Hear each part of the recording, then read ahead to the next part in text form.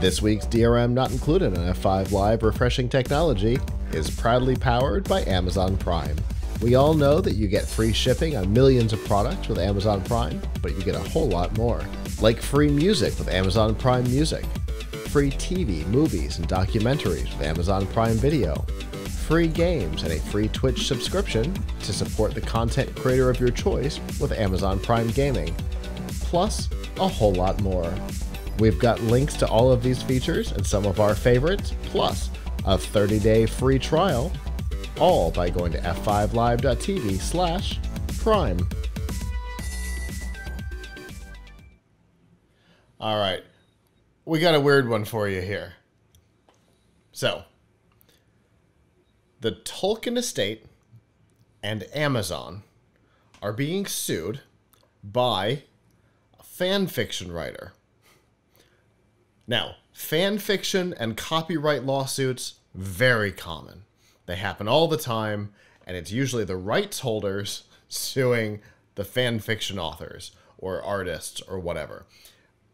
Famously, there was a preschool in Central Florida that got sued by Disney because they had an artist paint a mural that contained some Disney characters. Disney sued them because of copyright infringement. Then Universal came in and sent their own artists to replace the mural with Universal characters. But that's a different situation. But it's usually the rights holder of the original work suing the fan fiction for violation of copyright. In this case, it's reversed for a couple of reasons. One, the Tolkien universe, Middle-earth, is available. It has been available for a while, and people have been writing fan fiction and additional stories within the universe for a long time. There are dozens of websites dedicated to publishing this content, and everything's fine. Second, the primary claim here is that the Amazon series, the Ring of Power, actually stole content from this book for the series, including character names and things like that. Now, the character name claim is a little dubious because even Tolkien had a character in subsequent stories that used this name. But neither here nor there. Here's what happened. The author, Demetrius Polychron, wrote a story, a book, a fan fiction book called The Fellowship of the King. Clever name. And contacted the Tolkien estate to see if they could get it published. The estate even publishes non-Tolkien stories within the universe. And they said no. They worked back and forth a couple of times to no avail. At the very end, this author tried one last time, contacted the estate, contacted the grandson of Tolkien directly, hand-delivered a copy of the manuscript and said, love to work together on this, ready to publish it, can we do it? The next day, the estate responded and said, absolutely not interested, bye-bye. He tried to get his manuscript back, they wouldn't give it back. Whatever. Fast forward to 2022, he has now published the book. Amazon is now releasing their series based in the universe, which is also new original content. And he's like, hey, some of this is very familiar. Some of this sounds a lot like the manuscript that I handed to the president of the estate and the grandson of Tolkien himself. And so here we have his attorney reached out, tried to solve it, again to no avail, and so a $250 million lawsuit has been filed against the estate of Tolkien and Amazon for copyright infringement. Absolutely wild. that this is 100% backwards from what we're used to seeing in fan fiction copyright infringement suits. Well, because they don't have copyright anymore. Right. Yeah, exactly. I mean, the other thing is, Amazon is claiming copyright to the characters that in the Rings of Power, I'm sure, right? Mm-hmm. Because anything they created that was on top of the existing works belongs to them for a long time. Depending on the relationship, whatever the relationship is between Amazon and Tolkien, because they still have approval over certain things in video media. So there is a relationship between them. They signed a big contract. I don't know what it looks like, but yeah, Amazon probably has some rights to it. The estate probably has some rights to it. There's probably shared rights on it, but yes, there's definitely a new copyright on new content that somebody's gonna hold on to with the Rings of Power for decades. Right.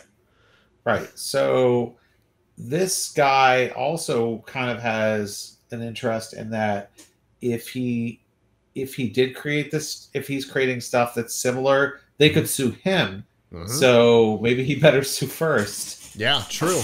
And so he has, interestingly, he has a trademark and a filed copyright on the content that is created. So sure, why not? So there is, dating back to 2019.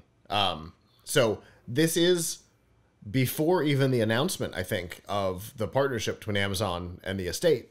He had the trademark and the copyright filed before he handed, smart man, before he handed the manuscript to the grandson. Right. So it was all legal in writing, logged away before he handed the manuscript over. Smart move. So, I mean, that's going to throw an interesting wrench into this. Unless, of course, there's no similarities other than the name. The big example that was used was the name Eleanor, spelled Elanor, which was a character name in his book and a character name in the TV show. But Tolkien himself wrote content using that name. It's actually Samwise's daughter. So, I don't know. Honestly, I kind of feel like I want to read the book. the first, yes, apparently the first of 7. Oh yeah? I wonder if he's getting review bombed. Yeah, who knows? It's possible. But I kind of want to read it to say. And then go back and rewatch the show and see how I feel. I'm not gonna. That's more screen time. And again, I'm trying to spend time outside. That's more. Yeah, there you time. could get this. You could get this guy's book, except it's only available as an ebook, I think.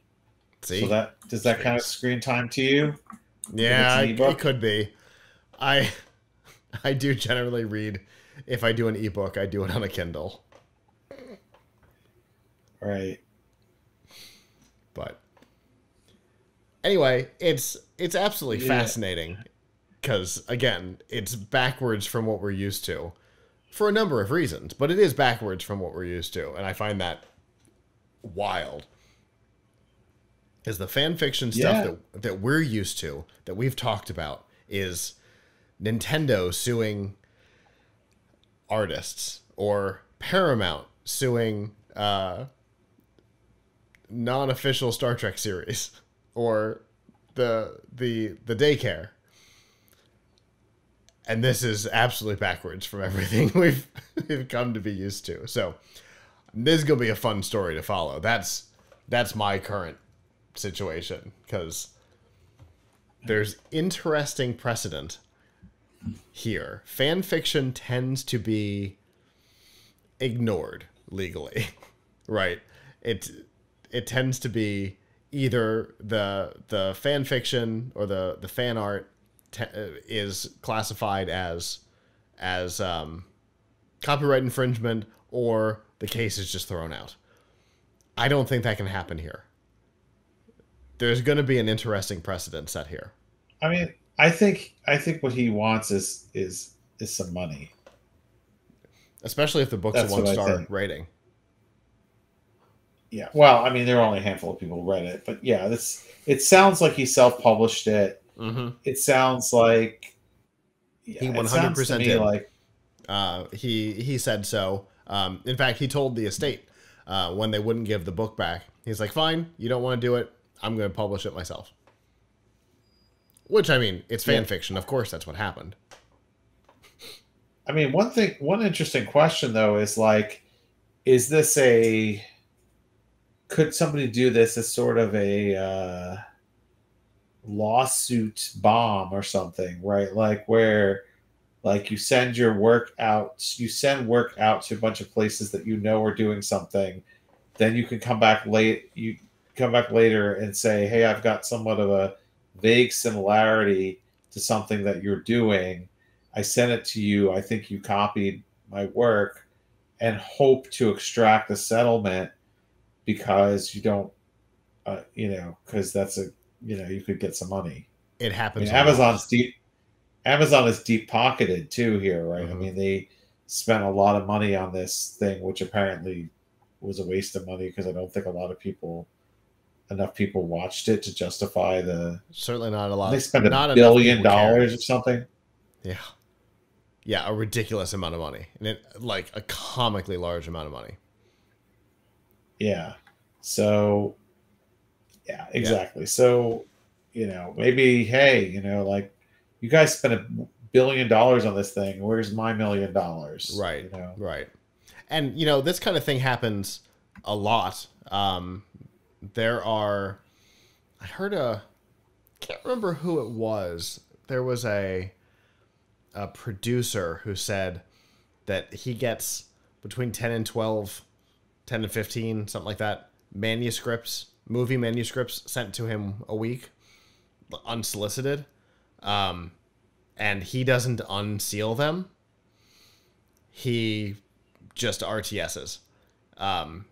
Because he doesn't want to end up someday in a position where somebody says, well, I sent you a manuscript that was similar to this. Nope, not doing that. Doesn't unseal the packages if they're not delivered by courier from one of the studios directly to him. He doesn't look at them. He sends them right back. Hands off. Right, because it's, you can make, with art, it's really hard to, I mean, it's really easy to make that argument and really hard to refute. Mm-hmm. Mm-hmm.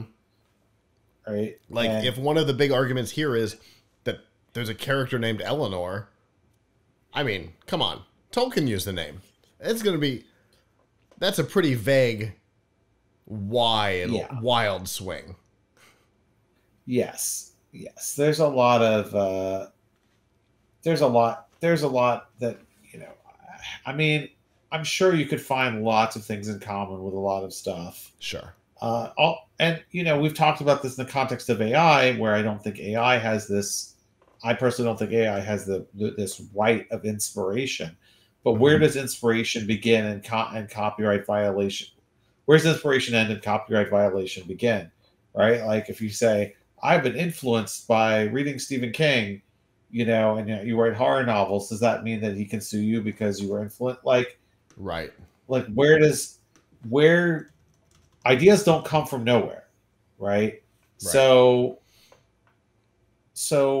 when it's a computer that has them, we can trace them back very specifically to where they came. But some of the things that, like, I mean, if you think about the song similarity stuff, lawsuits, that stuff happens a lot.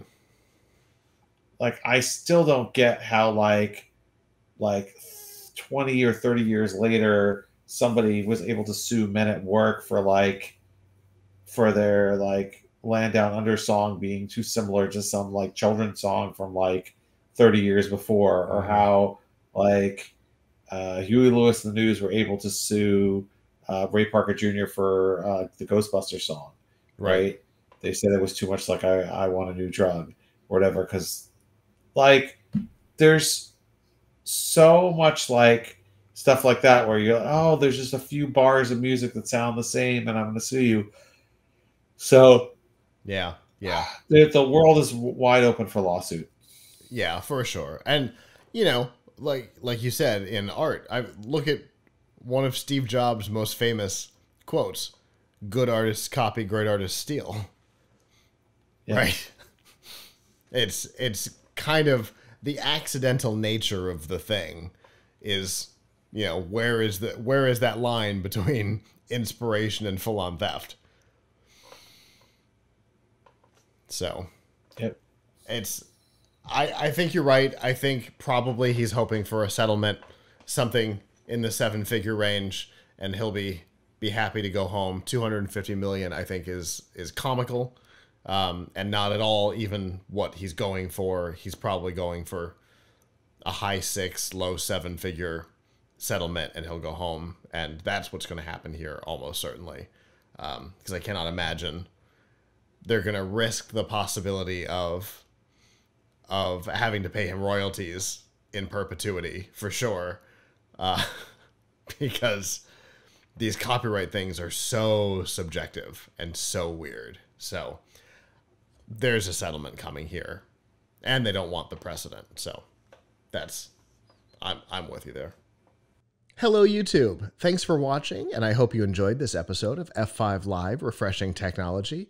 If you did, please subscribe to the channel down below, and of course hit the notification bell, because we know that subscriptions don't mean much on YouTube anymore.